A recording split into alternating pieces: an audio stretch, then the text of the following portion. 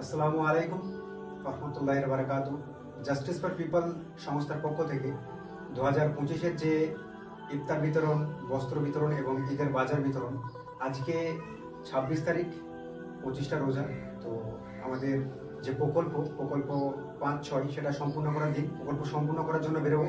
আপনারা আমাদের সঙ্গে থাকুন। আপনারা যেভাবে আমাদেরকে সহযোগিতা করছেন এবং আমাদের এই প্রকল্প সম্পূর্ণ করার জন্য যে অর্থ আপনারা পাঠাচ্ছেন, সেটা সঠিক জায়গায় যাচ্ছে কি না যাচ্ছে সেটা আপনারা দেখে নেবেন।